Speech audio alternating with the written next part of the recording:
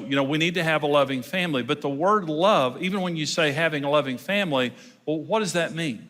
I mean, because the word love really, in the English language, the word love is really almost meaningless, honestly. We say, oh, I love Karen. I love my wife. I love my grandkids. Love my job. Love my children. Love roses. Love Duck Dynasty. Love hot dogs. I love the Dallas Cowboys, and I love people who love the Dallas Cowboys. And people who don't love the Dallas Cowboys, never mind. So I'm saying, but the word love really, you just throw the word out, and it means everything and it means nothing. You say it about your pajamas, you say it about your children. There ought to be a better word, honestly, that we use, that we just don't throw around everywhere that we go. And so I want to ask you a question. I want you to think about this. Don't answer out loud because your family may be with you. Okay.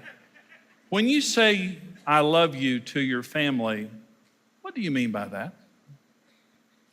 I mean, honestly, when you say I love you to your wife or your husband or to your children or your grandchildren, I mean, what do you mean by that? And again, what I'm trying to do is to get us to come to an understanding of what the word love really means. And it's an important question because when God says he loves us, he has something very specific in mind, and the love of our family should mirror God's love. So the question is, when God says to us that he loves us, what does he mean by that? And the Bible tells us very specifically. And this is John 3:16, using the word love here. God so loved the world that he gave his only begotten son, that whoever believes in him should not perish, but have everlasting life. The word love there is the word apago, that is the verb, but the noun is agape. The Greek language is much superior to the English language because it has many more words in it and much more specific words than we have in the English language. So when God's saying and he loves us in the New Testament, it's always the word agape, almost always the word agape. This is God's kind of love. Now this is a full theological definition of the word agape. When God says he loves us, it means agape. Here is the full theological definition, and I absolutely love this, but pay attention to this definition. Here it is. The definition of agape: unconditional love, love by choice, and by an act of the will. The word denotes unconquerable benevolence and undefeatable goodwill. It will never seek anything but the highest good for another person. Listen, it does not need a chemistry, an affinity, or a feeling. It is love that endures through any circumstance or difficulty. Agape is a love that exclusively belongs to God and God's people. And I got that out of one of my theology books. That's a full theological definition of the word agape. It's a beautiful thing. Agape love is the only love that doesn't require an emotion. Every other type of love in this world requires an emotion. And let me give you an example of this. These are the 5 words for love in the Greek language. And many of these occur in the Bible. It just says, in our Bibles, it just says love, but it doesn't say that in the Greek language. Here are the 5 words for love in the Greek language. The first is epithumia. And the word epithumia, this is where we get our word thermos, by the way. It means passion, it means hot. And so I say, I love the Dallas Cowboys. That means I'm passionate about the Dallas Cowboys. It's a different kind of a love than I have for Karen or my grandchildren. And so the Greek language lets me use a different word. I'm passionate about it, okay? That's epithumia. Another word is eros. We know that this is where we get our word erotic. And so this is sexual desire. I say to Karen, I love you. Could have been, that I'm saying it in the sexual way. Phileo is another word. This is a fond affection, a brotherly love. The word Philadelphia, Delphia is brother. Philos is a fond affection, a friendship that you have with someone. So Philadelphia is the city of brotherly love, okay? And so if I come to a friend of mine and I say, I love you, you're a good friend to me, you've always been a good friend to me, I love you, I could be saying philos here. Another word is the word storge. And the word storge is a family bond. It means, I love some people in my family that I don't like a lot, kind of extended family. I'm not talking about my immediate family, uncles, aunts, maybe, people out there that, I don't have a real strong affection toward, but they're my family, they're blood. And so that's storge love. That's a different kind of love. 5th kind of love is agape love, God's kind of love that we just talked about. So there's epithumia, passion. There's eros, sexual desire. There's phileo, which means a fond affection, a friendship. And there is storge, which means a family bond. Let me go back to my question for just a minute. What do you mean when you say you love your family? What do you mean by that?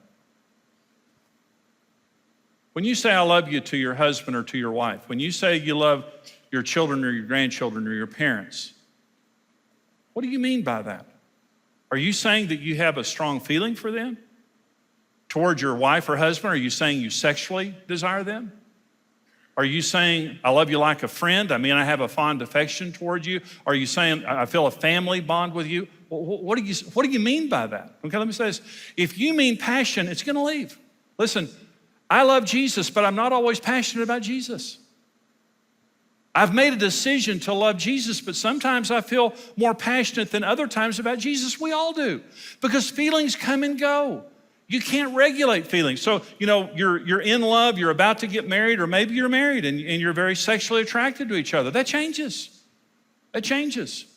It comes and goes. You can't rely on that. You say, I love you like a friend. Okay, what happens when bad times hit? They're not acting like a friend, or they betray you, or something bad happens and that feeling goes. What happens when that family bond? There's problems in the family that overcome the feeling of that family bond. And I'm saying this, you cannot depend on a feeling. You simply cannot. If your love means an emotion, you have a very unstable foundation of love in your family. I'm just saying it won't support your family. That is not a supportable foundation. And I'm not saying that it's wrong to feel. If you feel passion, if you feel attraction, if you feel friendship, I'm not saying that it's wrong to feel. I'm saying it's wrong to base your love for another person on an emotion, and you need to thank God that God doesn't. When God tells us he loves us, what God is saying is, I will never change my mind. I'm in love with you. This is not a feeling. I don't need a chemistry. Agape doesn't need a chemistry. Agape will never say, I don't love you anymore. I'm out of love. Agape doesn't say that, because agape doesn't run out of will. But if you have a feeling, you're gonna run out of that feeling. I'm telling you right now, your feelings cannot dictate your life. There's nothing more painful in the world than a person who lives by their emotions. Your emotions will tear you apart if you let them be the engine. Our emotions are the caboose. They're there. They sometimes are good, they sometimes are bad, sometimes they're up, sometimes they're down. Do not let your life be led by emotions. Emotions are the caboose, my will is the engine. And what I have said to Karen Evans is, I will love you for the rest of my life. I might not like you right now. I might not have any feelings right now. I may not have any attraction right now, but I have decided, like God decided to me, that for the rest of my life, I will only do what is good for you, regardless of how I feel, regardless of the circumstances. So when I say to Karen Evans, when I say to my children and grandchildren, I love them, what I'm saying to you is, like God loves me, I've made a decision in good times and in bad to only do what's best for you. That's what I mean by that. I've made a choice to love you regardless of how I feel or the circumstances. I will only seek what's best for you, and I'll be faithful for you. So the nature of love, when you talk about love, and let me say this now, just look at Hollywood. If you want to see how miserable people can be through chemistry and by feelings, just look at Hollywood. Look at these relationships. They've got all the money in the world. They're the best looking people on earth. If chemistry could make a relationship work, they would explode when they kissed. But they get married, they have these $3, $4, $5 million weddings, and then it explodes because it was based on sexual attraction and passion. And there was not the foundation of a godly will behind it. And I love those people, and Karen and I pray for them all the time. I'm not better than they are. But look at them. And I'm saying look at them because they're public. What makes a family that is loving is an act of your will that does not change, that stands during good times and bad.